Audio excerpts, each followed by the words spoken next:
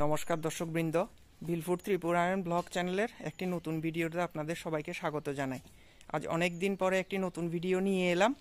মাঝখানে দীর্ঘদিন যাবৎ আমাদের চ্যানেলে ভিডিও দেওয়া বন্ধ রেখেছিলাম। এর কারণ হচ্ছে যে আমরা অনেক শখ করে এই চ্যানেলটি খুলেছিলাম।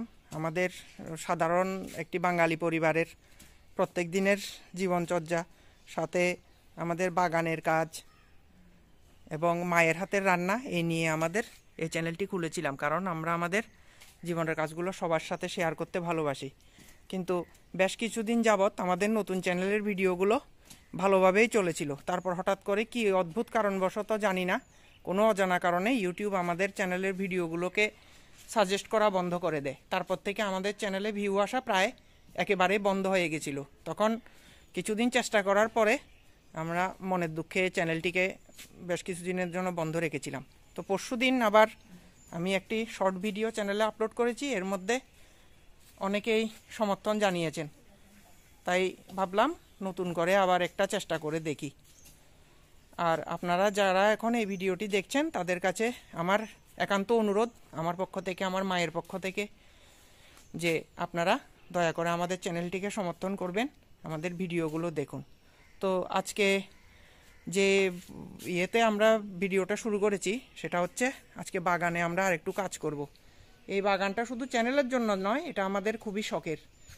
আগের যে ভিডিওগুলো সেই ভিডিওতে রয়েছে যে আমি নিজের হাতে এই বাঁশ দিয়ে সুন্দর করে বেড়া তৈরি করে এই বাগানটা বানিয়েছিলাম। এখানে অনেক ধরনের গাছ আমরা লাগিয়েছি এবং ভবিষ্যতে আরও লাগাবো। তো আজকে আরেকটু কাজ আমরা সবাই মিলে করতে চলেছি। ওদিকে আমার মা আর বোন মিলে এখনই মাটিতে গর্ত করছে। সেই গর্তের মধ্যে এখানে দেখতে পাচ্ছেন আপনারা বেশ কিছু লঙ্কার চারা হয়েছে। এই লঙ্কার চারাগুলোকে আমরা লাগাবো।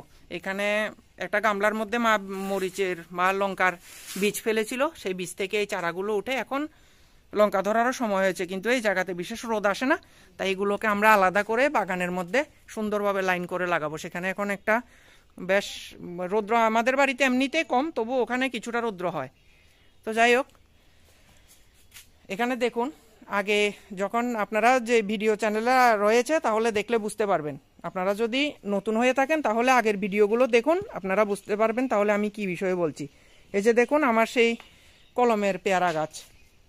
নতুনেরা হয়তো বুঝতে পারবেন না, পুরনো যারা দেখেছেন আগে তারা জানেন। আর নতুনেরা আবার বলছি, আপনারা আগের ভিডিওগুলো দেখুন তাহলে বুঝতে পারবেন। এটা আমার হাতের করা একটা বেলিতি পেয়ারার কলমের গাছ। দেখুন এখন সুন্দর কলম, গাছটার মধ্যে পেয়ারা হয়েছে, বেশ কিছু পেয়ারা হয়েছে। আমি এতগুলো হয়তো থাকতে দেব না, কারণ গাছের অনুপাতে তাহলে পেয়ারার সংখ্যা বেশি হয়ে যাবে। আমি কয়েকটা হয়তো ফেলে দেব, কিন্তু দেখুন বেশ মানে পেয়ারা খাওয়ার বিষয়টা এখানে নয়, নিজের হাতে করা একটা গাছের মধ্যে এত সুন্দর ছোট একটা গাছের মধ্যে হয়েছে, এটাই একটা আকর্ষণীয় বিষয়। এখানে দেখুন আরও ছোট ছোট অনেক রয়েছে। এই যে দেখুন, এগুলো কিন্তু এমনিতে ইয়ে হয়নি, মানে এগুলোর যে পরাগায়ন কিন্তু এমনিতে হয়নি। আমি রোজ সকালে যখনই ফুল ফুটেছে উঠে একটা তুলির সাহায্যে এই ফুলগুলোতে পরাগায়ন ঘটিয়েছি, যার ফলে একটাও মিস যায়নি, সবগুলোতে হয়েছে। আর এদিকে এখন ভিডিও শুরুতে আপনারা এই যে ফুলগুলো দেখতে পেয়েছেন, এগুলোকে আমরা মাইক ফুল বলি আমাদের স্থানীয় ভাষায়। আর যে এগুলির ভালো নাম কি এটা কিন্তু আমার জানা নেই, আপনারা কমেন্ট করে অবশ্যই জানাবেন এই ফুলগুলোকে আপনারা কি বলেন, বা মানে কি নামে এই ফুলগুলোকে আপনারা চেনেন, কমেন্ট করুন। আর আপনি কোথা থেকে ভিডিওটা দেখছেন সেটাও কমেন্ট করবেন। আগের ভিডিওগুলো দেখলে আপনারা দেখতে পাবেন যে আমার বোন মাটিতে গর্ত করে করে এখানে সামনের দিকে এই যে স্নেক প্ল্যান্টগুলো দেখতে পাচ্ছেন এগুলো লাইন করে লাগিয়েছে, আর ভেতর দিকে এই আমরা যেগুলোকে মাইক ফুল বলি, এই মাইক ফুলগুলোর যে বাল্বগুলো হয় কন্দ, সেগুলো মাটিতে পুঁতেছিল। এখন দেখুন কি সুন্দর ফুল হয়েছে, এখন আরও বেরিয়ে আসছে মাটি থেকে। তারপর ভিতর দিকে এখানে দেখলে দেখতে পাবেন, এখানে আমাদের বাড়িতে একসময় গরু ছিল, তো গরুকে জাবনা দেওয়ার জন্য আমরা এই গামলাটা ব্যবহার করতাম। শেষে গরু তো এখন আর নেই, তলাটাও ভেঙে গিয়েছিল, আমি নিজের হাতে এটাকে রিপেয়ার করেছি সিমেন্ট দিয়ে, মাটিতে বসিয়ে বেশ কয়েক টুকরো হয়ে গিয়েছিল, দেখলেই বুঝতে পারবেন হয়তো। কাঁচাটাকেও আমি একটা উঁচু করেছি, তারপর এখানে পদ্ম লাগিয়েছি, কিছুদিন আগে রিপোর্ট করেছি। এখন দেখুন পদ্ম গাছ উঠেছে, কিছুদিন পরে কলি বেরোবে।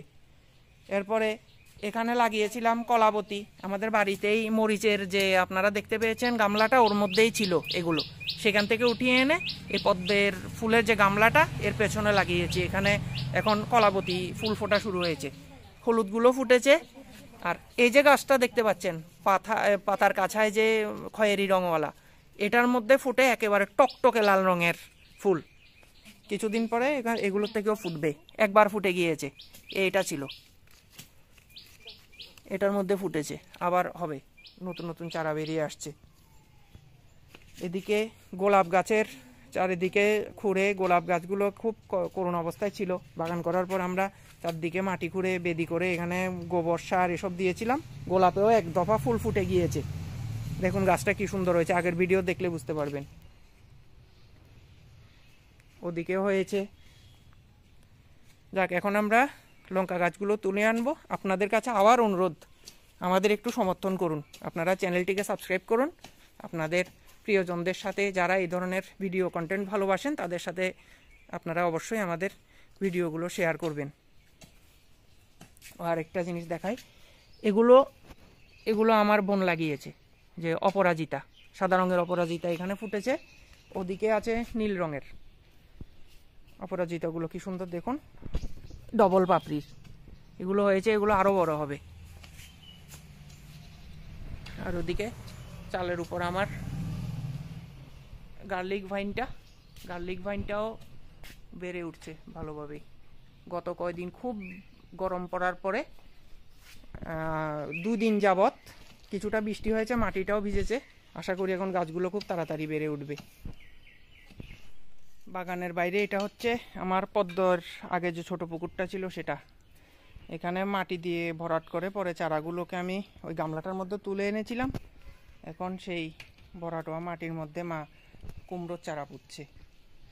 আমাদের বাড়িতে বিভিন্ন জায়গায় উঠেছিল, এগুলোকে এনে পুঁতে দিচ্ছে। এই জায়গাতে ভালোই হবে, নরম মাটি, ছাইটাইও রয়েছে এখানে। এখানে মাটিতে গর্তগুলো করা হয়েছে, এগুলোর মধ্যে আমরা লঙ্কা গাছ লাগাবো। আমিও কয়েকটা করেছি, বেশি জায়গা নেই, তাই যে কটা হয় আর কি। এখান থেকে এবার বেছে বেছে কিছু স্বাস্থ্যবান লঙ্কার চারা তুলে নেব। সবগুলো হবে না, ভেতরে জায়গা কম। 10টা মতো গর্ত হয়েছে, এই অনুযায়ী লাগাবো আমরা তুলে।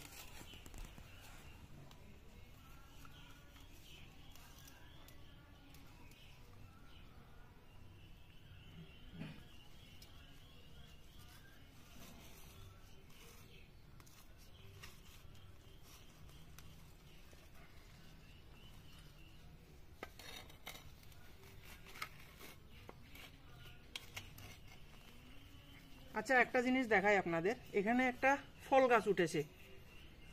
এটা কি ফল গাছ আপনারা যদি চিনতে পারেন তাহলে কমেন্ট করবেন। তো আমরা চিনতে পারছি না, এটা রেখে দিয়েছি, বুঝতে পারছি এটা কোনো ফল গাছ, কিন্তু কি সেটা বুঝতে পারছি না, তাই তুলে ফেলেও দিইনি আমরা।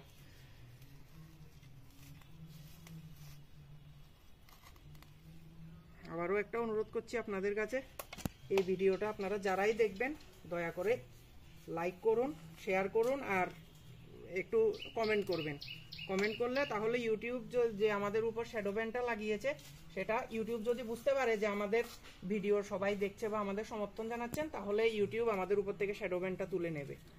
আপনাদের কাছে অনুরোধ, দয়া করে সবাই শেয়ার, লাইক, কমেন্ট করবেন।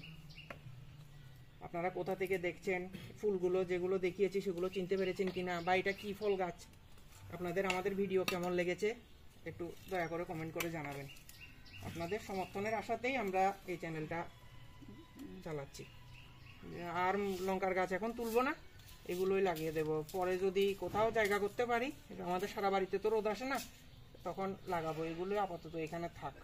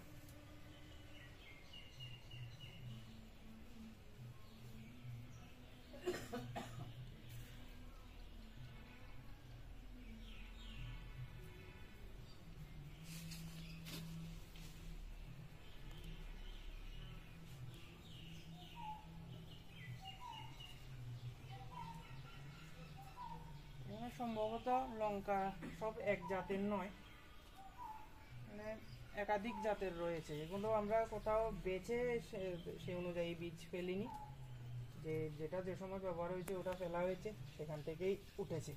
এখন দেখা যাক কেমন ধরে, কেমন হয়।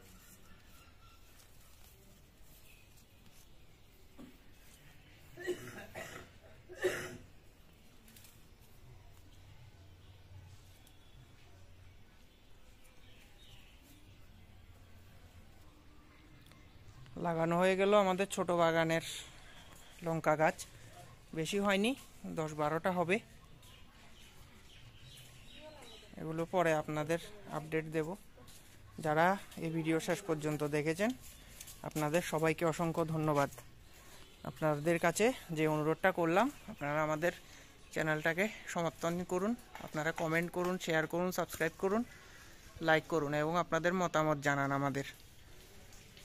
আবারও আপনাদের অসংখ্য ধন্যবাদ জানিয়ে এবং সবার সুস্থতা কামনা করে পরবর্তী ভিডিওর জন্য আগ্রহ নিয়ে অপেক্ষা করার অনুরোধ জানিয়ে আজকের ভিডিও এখানেই শেষ করলাম।